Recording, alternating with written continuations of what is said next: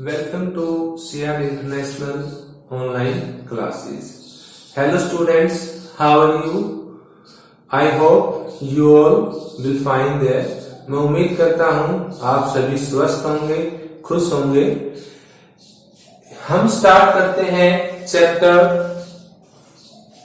6 secondary activities. Chapter 6 हम start करते हैं सेकेंडरी एक्टिविटीज, द्वितीयक क्रियाकलाप। कृषि, पशुपालन, मत्स्य संग्रहण ये सभी प्राथमिक उत्पाद हैं, लेकिन जो उत्पाद हमें प्रकृति से प्राप्त होते हैं और जिनमें हम ज्यादा कोई छेड़छाड़ नहीं करते, काटछांट नहीं करते, उनको हम प्राथमिक उत्पाद कहते हैं। लेकिन बहुत कम प्राथमिक उत्पाद ऐसे हैं जिनको हम डायरेक्टली उपयोग है वो कर पाते हैं। इन प्राथमिक उत्पादों को जब प्रसंस्करण करके, संशोधित करके उपयोगी माल में बदल लिया जाता है तो वो सेकेंडरी एक्टिविटीज कहलाता है। जब प्राथमिक उत्पादों का प्रसंस्करण यानी प्रोसेसिंग करके नई उपयोगी और मूल्यवान वस्तुओं की रचना की जाती है तो इन्हें द्वितीयक क्रियाकलाप कहा जाता है। इस प्रकार द्वितीयक क्रियाकलापों का संबंध तीन चीजों से होता है, जिसमें फर्स्ट आती है आपकी मैन्युफैक्चरिंग, विनिर्माण, सेकंड है आपकी प्रोसेसिंग, प्रसंस्करण, और थर्ड है आपकी कंस्ट्रक्शन, निर्माण। तो हम सबसे पहले विनिर्माण उद्योग, मैन्युफैक्चरिंग इंडस्ट्रीज, इसके बारे में हम डिस्कस करेंगे। विनिर्माण का शाब्दिक अर्थ होता है हाथ से बनाना, लेकिन अब इसमें मशीनों से बनी हुई वस्तुओं को भी इसमें शामिल किया जाता है। मूल रूप से विनिर्माण एक ऐसी प्रक्रिया है जिसमें कच्चे माल को ऐसे उच्च मूल्य के तैयार उपयोगी माल में बदल दिया जाता है जिसे स्थानीय अथवा दूर स्थित बाजारों में आसानी से बेचा जा सकता है।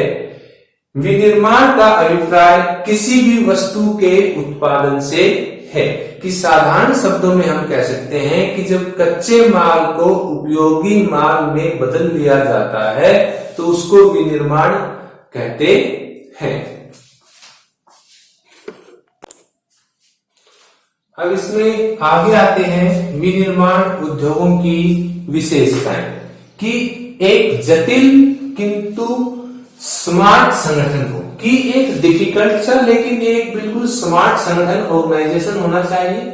सेकंड इसकी कैरेक्टरिस्टिक्स आती है विशिष्टीकृत श्रम यानी स्पेशलाइज्ड श्रम। स्पेशलाइज्ड श्रम वो श्रम होती है जिसमें एक श्रमिक एक ही काम को बार बार करता है, बार बार करने से वो उस काम में ज्यादा दक्ष, ज्यादा ट्रेंड है वो हो जाता है। थर्ड वन है मशीनों का उपयोग, यूज ऑफ मशीन्स, कि इसमें लार्ज स्केल के ऊपर, बड़े स्तर के ऊपर उत्पादन किया जाता है तो ज्यादा क्वांटिटी में या ज्यादा मात्रा में मशीनों का इस्तेमाल है वो किया जाता है।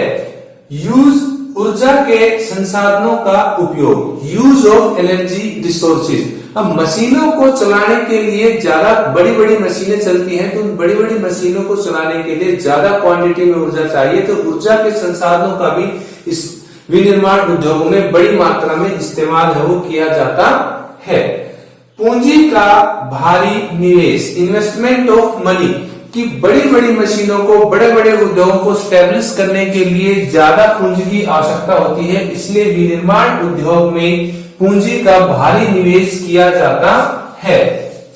बड़े पैमाने पर उत्पादन यानी लार्ज स्केल प्रोडक्शन, जो प्रोडक्शन होता है वो बड़े पैमाने पर होता है, छोटे स्तर के ऊपर प्रोडक्शन नहीं होता, काफी ज्यादा क्वांटिटी में प्रोडक्शन किया जाता है।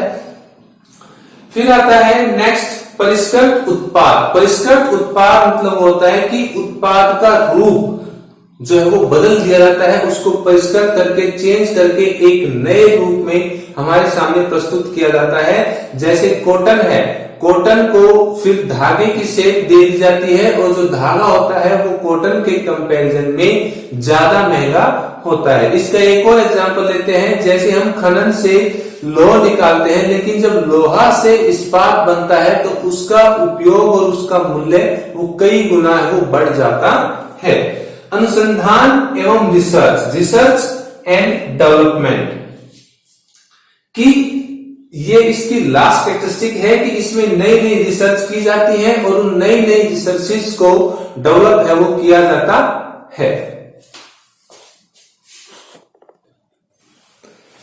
नेक्स्ट आता है इसमें characteristics of modern large scale manufacturing, आधुनिक बड़े पैमाने पर होने वाली विनिर्माण की विशेषताएं। कि लार्ज स्केल के ऊपर मैन्युफैक्चरिंग की जो विशेषताएं हैं उसमें फर्स्ट पॉइंट आता है आपका कौशल अथवा उत्पादन की विधियों का विशिष्टीकरण, स्पेशलाइजेशन ऑफ स्किल और मेथड ऑफ प्रोडक्शन। कि हस्तशिल्प की शिल्प पद्धति के अंतर्गत फैक्ट्रियों में उन थोड़ी सी वस्तुओं का उत्पादन किया जाता है जो पहले से ऑर्डर की हुई थी। कोई भी वस्तु जो थोड़ी मात्रा में जिसको प्रोडक्शन होता है उसमें लागत भी ज्यादा आती है और उसको करने से जो श्रमिक है वो अच्छे से ट्रेन भी नहीं होता।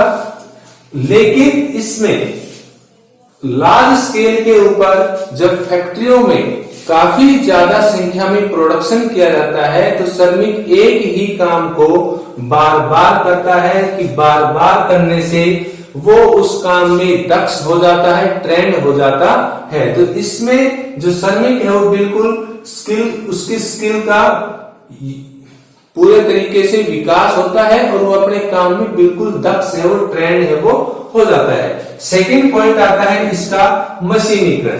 कि विनिर्माण उद्योग में ज्यादा क्वांटिटी में मशीनों का इस्तेमाल किया जाता है। मशीनीकरण से तात्पर्य ऐसी युक्तियों या गैजेट्स का उपयोग करने से है जिनसे कार्य संपन्न होता है। कि इसमें मशीनीकरण से तात्पर्य यहां पर यह बताया गया है कि ऐसे गैजेट्स इस्तेमाल में लाए जाए जिनसे जो कार्य है वो अच्छे तरीके से संपन्न होता है और जल्दी होता है, क्योंकि मशीनें इंसानों की अपेक्षा जल्दी से काम करती हैं। थर्ड पॉइंट आता है इसमें प्रौद्योगिक नवाचार यानी टेक्नोलॉजिकल इनोवेशन। बड़े पैमाने के आधुनिक विनिर्माण की एक महत्वपूर्ण विशेषता यह भी है कि वे सतत में निरंतर शोध एवं विकास के बलबूते पर कि शोध रिसर्च और डेवलपमेंट के ऊपर ज्यादा फोकस करते हुए नए नए प्रौद्योगिक जो टेक्नोलॉजिकल इनोवेशंस हैं उनको आविष्कार करते रहते हैं, उनको इस्तेमाल करते रहते हैं और नए नए प्रौद्योगिक टेक्नोलॉजिकल इनोवेशंस के आधार पर वो प्रोडक्शंस में तेजी लाते हैं जिनसे गुणवत्ता का नियंत्रण की गुणवत्ता होती है, जो क्वालिटी होती है उसको कंट्रोल में रखते हैं। जो वेस्ट बचता है उद्योग काम करने के बाद जो वेस्ट बचता है, अपशिष्ट बचता है, उसका सही तरीके से यूटिलाइज किया जाए और प्रदूषण के लेवल को, प्रदूषण का जो स्तर होता है उसको भी कम करने में प्रभावी ढंग से वो शोध है मददगार होते हैं। नेक्स्ट आता है इसमें संगठनात्मक ढांचा एवं स्त्रीकरण, ऑर्गेनाइजेशनल स्ट्रक्चर एंड स्ट्रेटिफिकेशंस। आधुनिक विनिर्माण एक संगठन की तरह काम करता है। जो आधुनिक विनिर्माण है वो एक ग्रुप की तरह, एक संगठन की तरह काम करता है जिसमें हर किसी का अपना अलग अलग जो डिपार्टमेंट है वो अलॉटेड होते हैं और वो अपने अलग अलग विभाग के लिए या डिपार्टमेंट के लिए ही वो काम करते हैं। जिसमें प्रबंधक, बिक्री विभाग ये अलग से होता है कि बिक्री विभाग का डिपार्टमेंट अलग होता है। प्रचार विभाग जो प्रचार करता है वस्तुओं का वो डिपार्टमेंट अलग से है। वित्त विशेषज्ञ पैसे से रिलेटेड जो डिपार्टमेंट है वो अलग है। सेक्रेटरी पर्सोनल डिपार्टमेंट ये अलग डिपार्टमेंट होता है। सभी अपना अपना दायित्व निभाते हैं, यानी हर किसी का यहाँ पर अलग अलग दायित्व होता है और सभी अपने अपने दायित्व को निभाते हैं।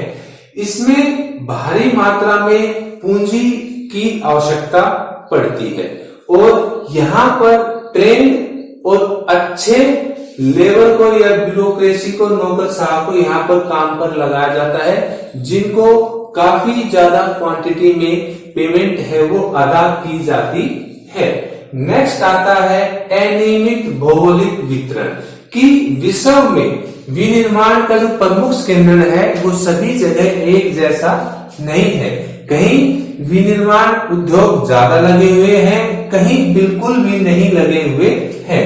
आधुनिक विनिर्माण के प्रमुख केंद्र विश्व के बहुत कम स्थानों पर विकसित हो पाए हैं, क्योंकि उसके लिए भौगोलिक जो वितरण है वो अलग अलग है। तो आधुनिक विनिर्माण के प्रमुख केंद्र विश्व के बहुत कम स्थानों के ऊपर जो डेवलप है वो हो पाए हैं।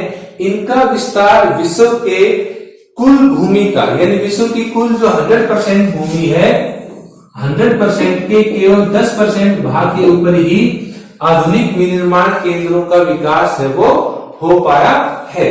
विनिर्माण उद्योगों के संपन्न देश कि जो उद्योग विनिर्माण में संपन्न है वो आर्थिक और राजनीतिक रूप से शक्ति के केंद्र हैं, वो बनकर सामने आए हैं कि वो आर्थिक रूप से और राजनीतिक रूप से एक मजबूत शक्ति का केंद्र बनकर हमारे सामने आए हैं। जैसे मैं आपको इसका एक एग्जांपल देता हूं कि उत्तरी अमेरिका में 2.5 वर्ग किलोमीटर क्षेत्र के ऊपर मक्के के 3 से 4 बड़े हेक्टेयर बागान हो सकते हैं, जिनमें 10 से 15 लोग काम करते हैं।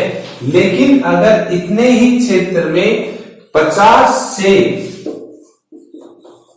100 विनिर्माण केंद्र स्थापित किए जा सकते हैं, जो हजारों लोगों को रोजगार प्रदान करते हैं। कि एक तो 2.5 ये मक्का की खेती है, जिसमें 10 से 15 लोगों को, सिर्फ 10 से 15 लोगों को रोजगार प्राप्त होता है। और इतने ही एरिया में 50 से 100 विनिर्माण केंद्र स्थापित किए जा सकते हैं, और जो हजारों की संख्या में लोगों को रोजगार प्रदान कर सकते हैं।